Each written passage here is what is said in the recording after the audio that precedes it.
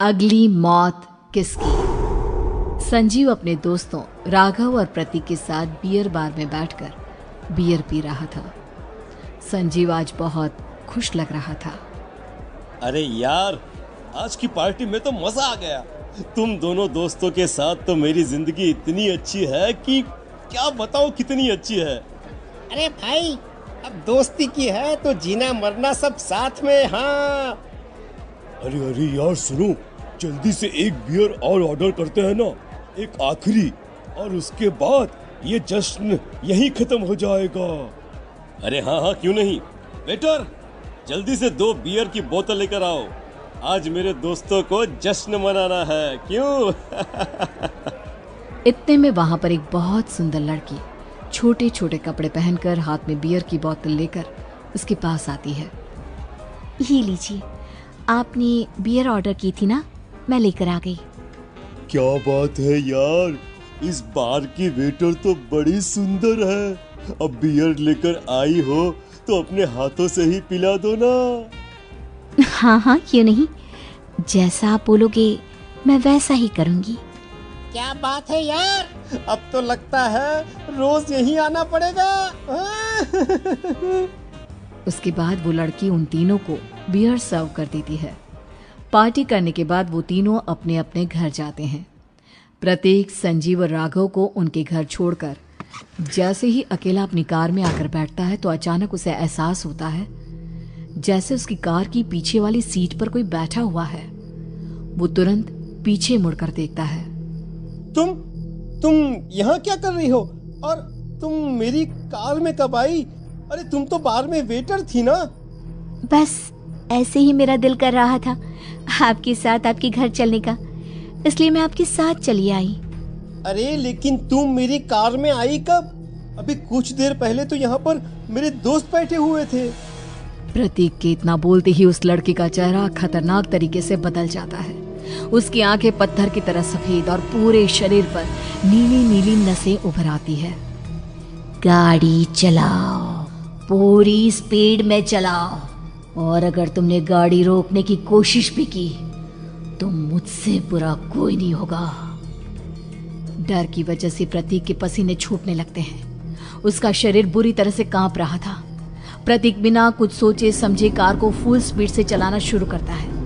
चलते चलते वो शहर से दूर एक पहाड़ी पर पहुंच जाता है और सामने अब सिर्फ पहाड़ी का किनारा दिख रहा है, जिसे देख प्रतीक घबराकर अचानक से कार को ब्रेक लगाता है। देखो देखो देखो देखो, मुझे छोड़ दो मुझे। अगर मैंने गाड़ी जरा सी भी आगे बढ़ाई तो हम दोनों नीचे गिरकर मर जाएंगे। ये तो तुम्हें पहले सोचना चाहिए था ना। अब कुछ नहीं हो सकता।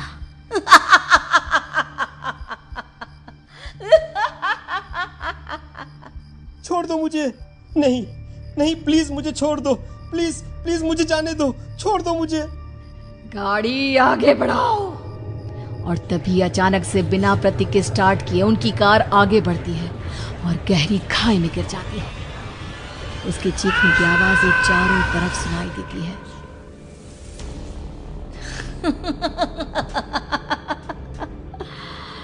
तुझे मारकर मेरे कलेजे में जल रही आग को थोड़ी शांति तो मिल गई, लेकिन अभी ये कहानी खत्म नहीं हुई।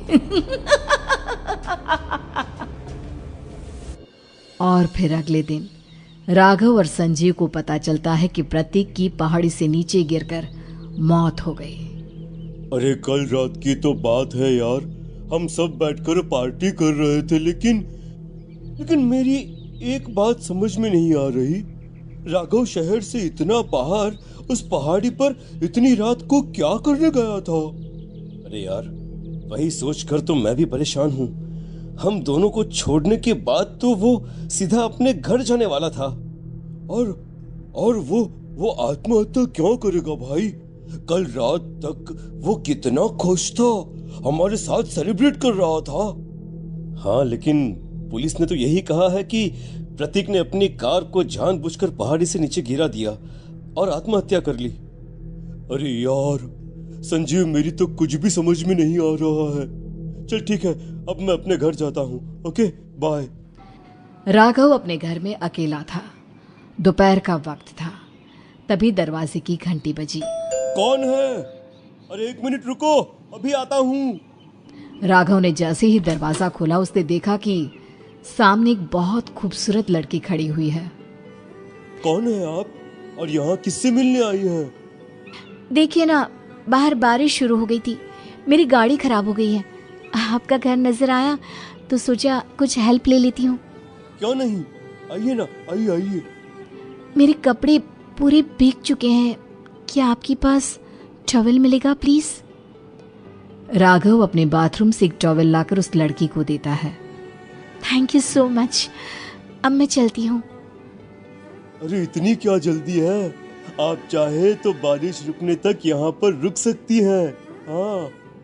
लड़की ने पलटकर राघव की तरफ देखा। नहीं, मुझे जाना होगा, मेरा काम बाकी है। और वो वहां से चली गई। उस लड़की के जाने के बाद राघव अपने बाथरूम में नहाने के लिए गया और जैसे ही उसने बाथरूम में देखा तो उसका टॉवल वहीं पर लटका हुआ था। उसने टॉवल हाथ में लिया तो देखा कि उसका पूरा टॉवल खून के धब्बों से सना हुआ है। अरे अरे ये क्या? ये टॉवल तो मैंने उस लड़की को दे दिया था। ये वापस मेरे बाथरूम में कैसे आ गया?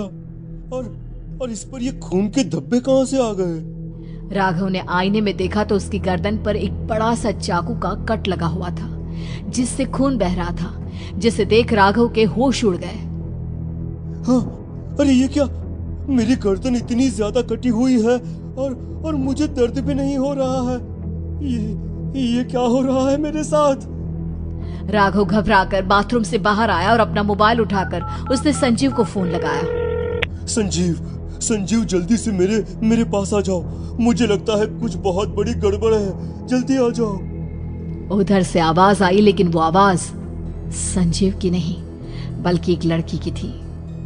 कुछ अजीब नहीं हुआ है, बस तुम्हारी मौत तुमसे मिलने आई थी और तुम्हें मारकर चली गई। अब तुम इस दुनिया का हिस्सा नहीं हो राघव, इसलिए तुम्हें अपनी गर्दन के कटने का दर्द भी महसूस नहीं हो रहा। नहीं, ऐसा नहीं हो सकता, ऐसा नहीं हो सकता। कौन हो तुम? तुम्हारी मौत। अब संजीव के पास खबर पहुंचती है कि राघव ने अपने ही घर में चाकू से गर्दन काटकर आत्महत्या कर ली। ये सुनने के बाद संजीव के होश उड़ गए। वो पसीने से तरबतर हो गया और एक अनजाना डर अब उसके दिल को सताने लगा। संजीव के साथ ही उसका एक छोटा भाई राजीव भी रहा करता था। अपने भाई को इस तरह परेशान देखकर राजीव उसके पास आया। अरे भैया, क्या हुआ भैया? आप इतने घबराए हुए क्यों लग रहे हैं? प्रतीक और राघव की मौत, मेरा मतलब मेरी कुछ समझ में नहीं आ रहा भाई। अचानक से मेरे दोनों दोस्तों ने आत्महत्या क्यों कर ली? अरे वो तो मेरी भी समझ में नहीं आ रहा है भैया। हाँ, हो सकता है कि कोई परेशानी होगी और इसीलिए उन्होंने ऐसा किया होगा। हाँ, लेकिन दोनों की जिंदगी में एक साथ परेशानी और दोनों का इतनी खतरनाक तरीके से आत्महत्या करना, कहीं ऐसा तो नहीं मैं भी मर जाऊंगा? अरे आप ऐसी बातें क्यों कर रहे हैं भैया? वैसे ही मैं इतना परेशान हूँ। जब से अंजलि ने मेरा साथ छोड़ा है तब से सब कुछ बहुत अजीब सा हो गया है। रोज रात को डरावने सपने आते हैं। ऐसा लगता है जैसे अंजलि बार बार मेरे सपनों में आकर मुझे डराने की कोशिश करती है। अंजलि का नाम सुनते ही संजीव की आंखें फट गई और उसके गले में आवाज अटक गई। उसके चेहरे पर घबराहट साफ नजर आ रही थी। कौन थी वो लड़की जिसने प्रतीक और राघव को आत्महत्या की आड़ में मौत की घाट उतार दिया? और कौन थी अंजलि जो बार बार राजीव के सपनों में आकर उसे डरा रही थी? अंजलि का नाम सुनकर संजीव इतना घबरा क्यों गया? इन सवालों के जवाब जानने के लिए देखिए इस खतरनाक कहानी का अगला भाग।